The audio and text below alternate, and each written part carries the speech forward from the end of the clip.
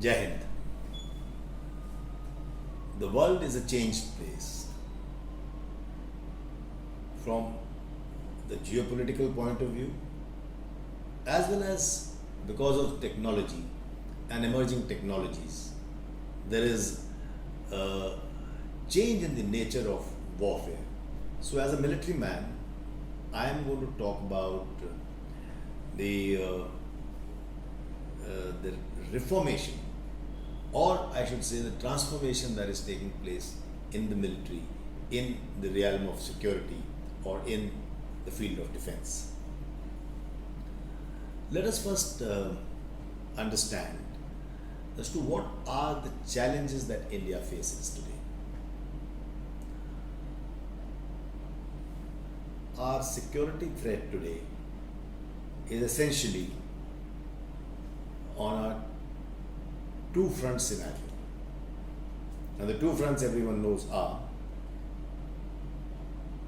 the threat from China and the threat from Pakistan. Both these countries, or with both these countries, India has unresolved borders. We have LAC with China, the line of actual control, and we have an LOC, a line of control with Pakistan. And sometimes it has graduated to a two and a half threat scenario, because the half threat being the threat of terrorism, the proxy war being waged by Pakistan by sending terrorists across the line of control. So it is for this two and a half front threat that India has to prepare for in conventional terms, as far as our military and security threats are concerned. The second threat is, I beg your pardon, the second challenge is the structure of our forces. The structure of our forces, the three services, is not integrated the way it is in most of the major countries in the world. India has one of the largest standing armies or armed forces in the world. But India is still considered as a military force. To transform from a military force into a military power, there are certain attributes that are required. And one of them is the force structures. So we need to have integrated structures for us, for India to realize its full potential. The next challenge that we face is capability building. That is another factor that is required to transform into a military power. And by capability, I mean that if a country aspires its position, the rightful place in the regional order or the world order, you can only do so if you are capable of meeting your defense needs. Today, India is dependent on the foreign OEMs or imports from foreign countries for its defense needs. That is one of the biggest challenges that we face. And as far as capability building is concerned, somehow our dependence has been more on public sector. And I'm going to talk about this, discuss these challenges later in detail. Now, the last point, that last challenge, is the changing nature of warfare. Today, with emerging technologies, it is not only the kinetic warfare, it's not only bombs, rockets and planes that are going to make a difference. It is also going to be the realm of cyber, space, information warfare, other technological enablers like artificial intelligence, quantum computing. So all these technologies have changed the nature of warfare, and also the notion of victory. what necessarily is the notion of what was the notion of victory earlier is not necessarily the same today. A human mind, a soldier's mind might be a target rather than a land objective.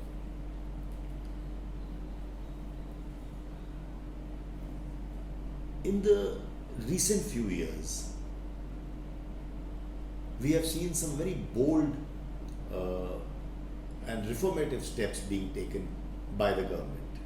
And it is after a very long time that such bold steps, such strong decisions, and such major reforms have been instituted by the country, by the government. I'll try and take them one by one. First, there have been very bold operations on both the fronts. That bold operations on both fronts show a politico-military resolve.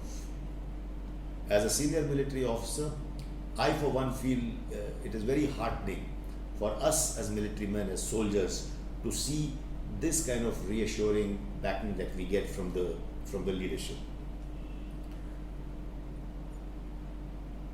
Cross LOC strikes were planned for the first time, have been executed for the first time. In 2015, in fact, I was the corps commander in Kashmir when we launched the surgical strike. In 3 years later, we once again showed our resolve as a country by striking at Jabba Top near Balakot in response to the Pulwama terror attack. So such operations have shown that our politico-military resolve is now next to none. India has shed the soft nation tag. On the LAC with China, last year, as the People's Liberation Army of China tried to make some incursions at the LAC in Ladakh, the Indian Army stopped them, and we all know what happened. The bloody Battle of Galwan, many other operations took place, our occupation of some heights at Kailash Range.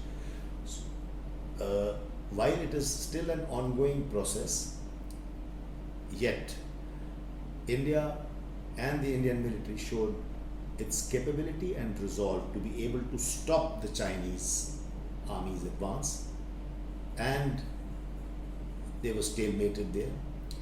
True that both the armies have still not disengaged, and at the present moment a consultative process is on to effect a disengagement. This also shows our maturity, India's maturity as a country to be able to engage in a consultative process after having stopped them militarily. As far as India's fight against terrorism is concerned, dilution of Article 370 in J&K was a very strong and a bold measure, and in my view, it was long overdue. The security situation has improved considerably since then. While dilution of Article 370 is a political step, but I am only referring to the impact that it has had on security situation, because as of last 2 years, ever since this article was diluted in last August 2019,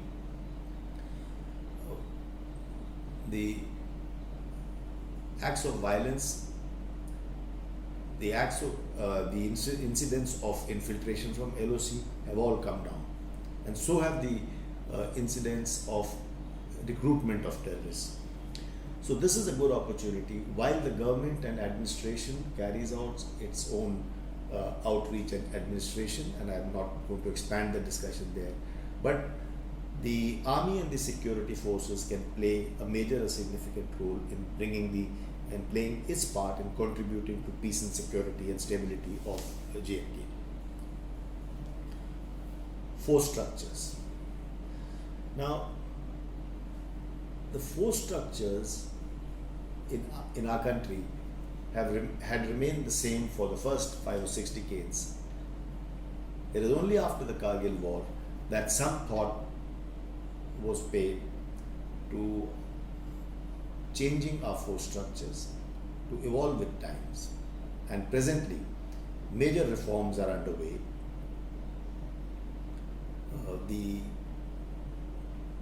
The process of integration of Army, Navy, and Air Force has been started.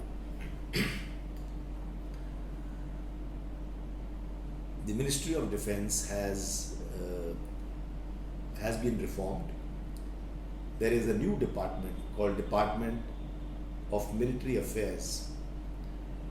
Now, this had been a crying need of the armed forces, and at the present moment, the division of responsibility between the Department of Defence and Department of Military Affairs has been delineated.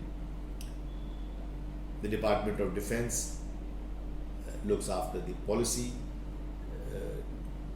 matters and the capability building of the three services, in addition to other functions. The Department of Military Affairs takes care of the military and the operational aspects and the HR issues, in addition to others. But with these reforms, the three services will be able to exploit their full potential. The appointment of CDS, the Chief of Defence Staff, for the first time ever, is a game changer. By appointment of a CDS, and he has also been given a mandate to create integrated structures, and at the end of it, operationalize integrated theatre commands. Now let me try and explain this and why it is so important. In this fast changing scenario, in a complex and a volatile world, it is important that a military commander is given a very clear responsibility. He is then given he is enabled, or he is made capable of carrying out the role or the responsibility that he has been allotted. This, to enable a military commander to be able to do all this, he has to be allotted the resources that are required. He should not have to look back over his shoulder to carry out his basic tasks.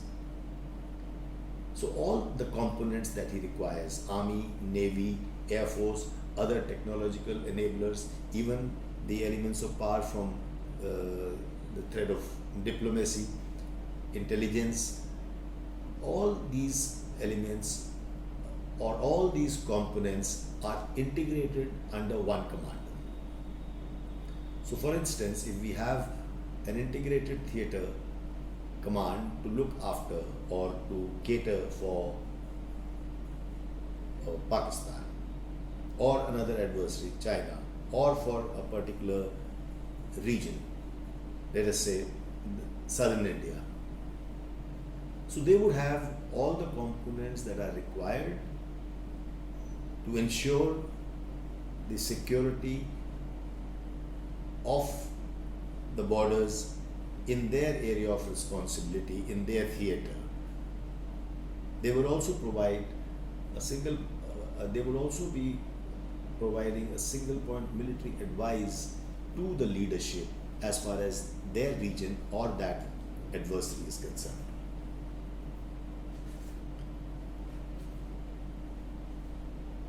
Creation of a cyber and space command. India has a special operations division. India has, for the first time, a couple of years ago, created cyber and space agencies. Most advanced militaries in the world have cyber commands, space commands. We have started with the agency to be upgraded to command later. In keeping with the times, today's warfare involves these new frontiers of cyber, space, information warfare, and like I brought out earlier, we have to understand what is the notion of victory today. Is it necessarily the land frontiers? Is it necessarily the borders?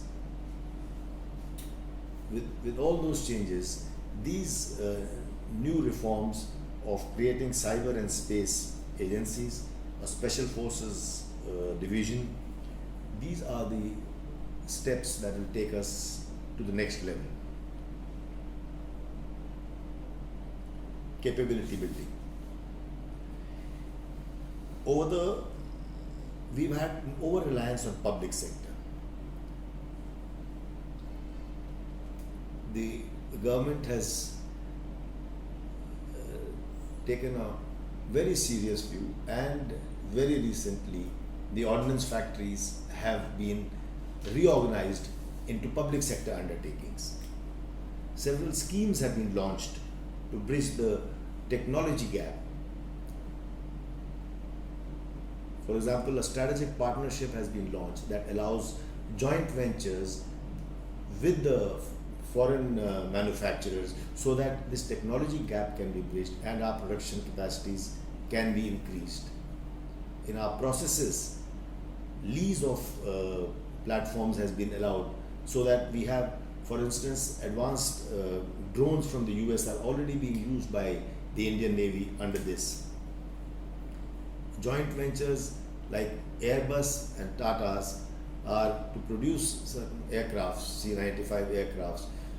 Such steps, and there are many more such schemes, but such steps, for instance, in this production of the aircrafts, is going to be a shot in the arm for the aviation industry. And not only that, it also encourages the private sector, it also encourages startups, because a whole new ecosystem gets supported by such things. It is also a shot in the arm for Atmanirbhar Bharat. The more the startups participate in this, the better it will be for our ecosystem. The R&D, the research and development, is being democratized. Earlier, it was concentrated only in the DRDO, the Defense Research and Development Organization. But today, when I say democratized, only core technologies are kept with the DRDO, and the private sector, the academia, the startups are being encouraged to bring in their innovations. There are several new schemes like IDEX, Innovation for Defense Excellence, that was launched 3 odd years ago by the Defense Ministry. Thereafter, there has been a series of DISC, that is Defense Innovation Startup Challenge, and under such schemes, several new startups, several innovators are putting forward their products and innovations, and are being encouraged to supply that. Very recently, a contract was given to two startups to produce drones to carry loads at the Siachen Glacier for the troops. So imagine how much it reduces the stress on the soldiers, even if it is a logistic step.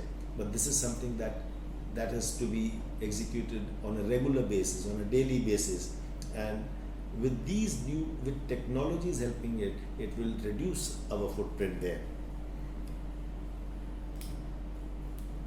A Technology Development Fund, TDF, encourages those who cannot afford to invest in technology or in R&D, but have the capabilities.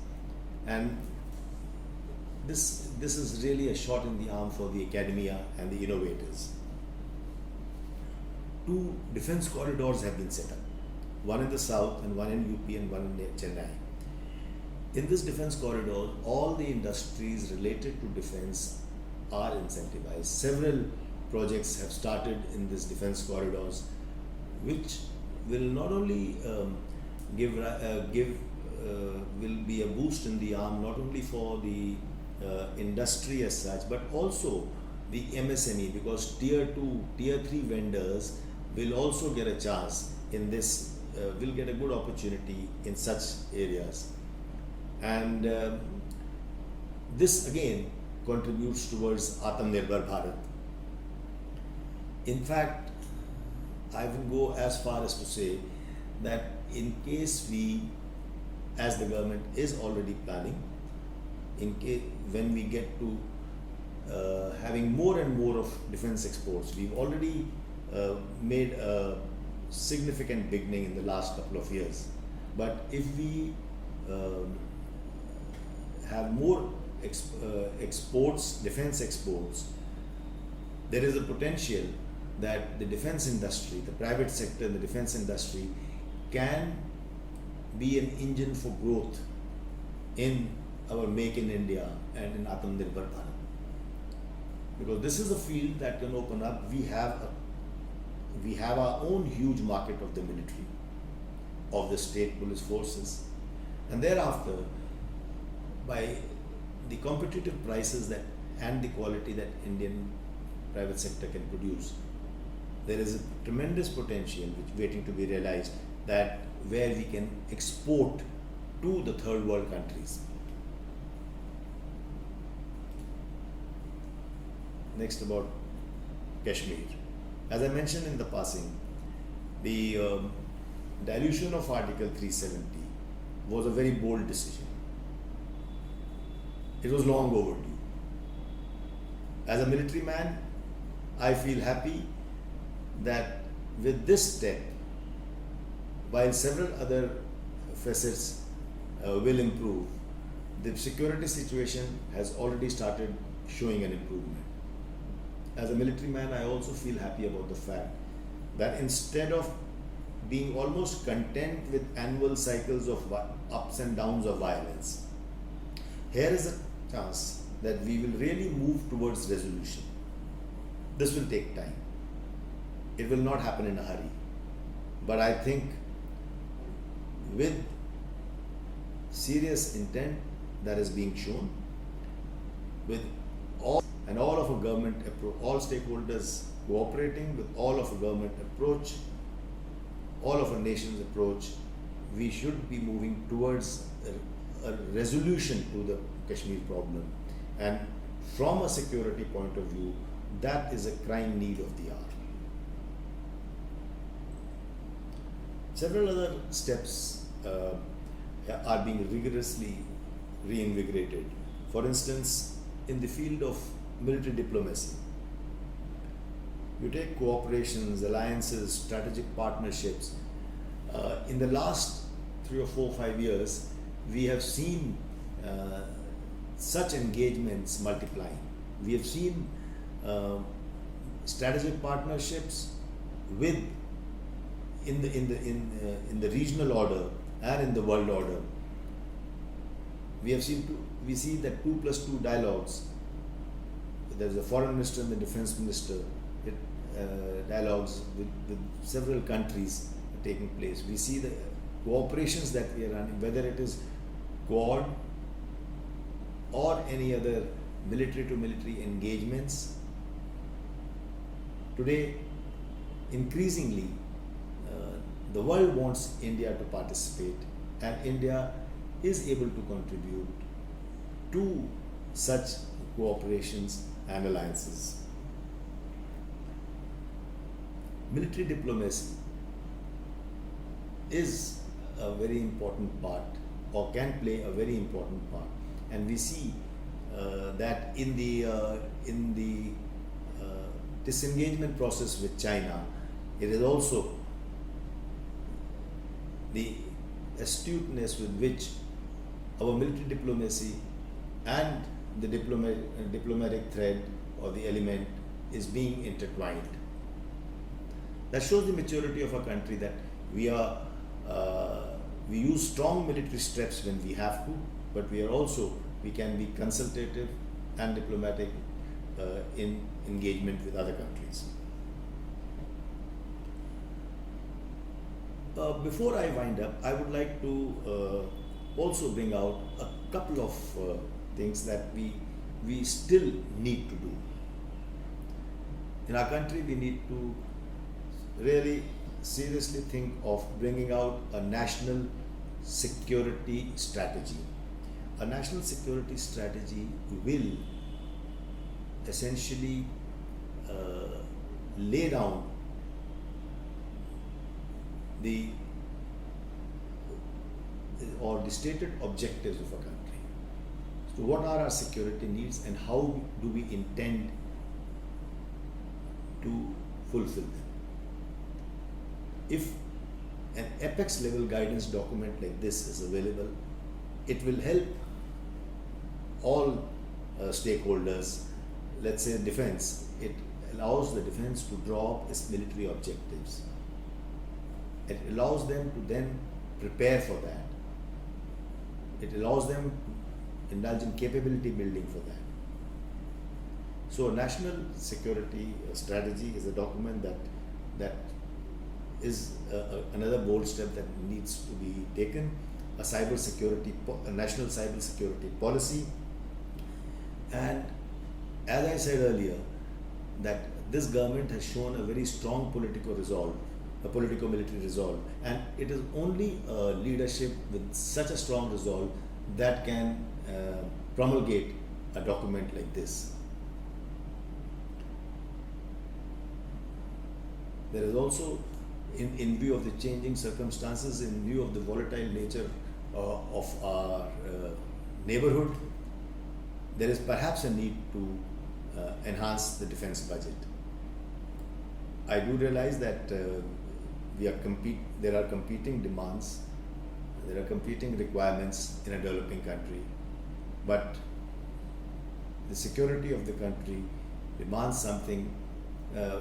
It cannot be compromised, and the way our adversaries are investing in this field, we have to ensure that the bare minimum security needs are met.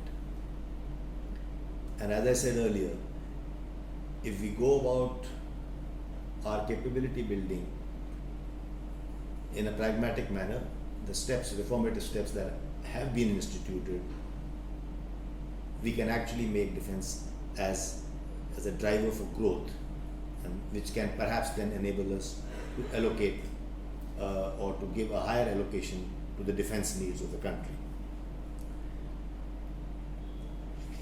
To end, I'd like to say that it is not easy to break inertia, especially in the militaries.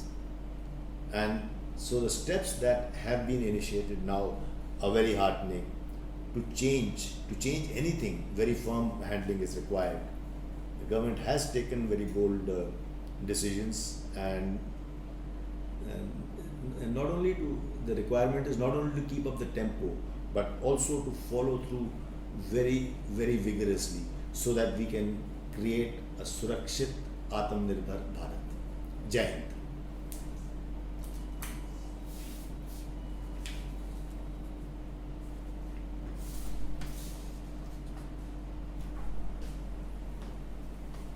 कितना हुआ?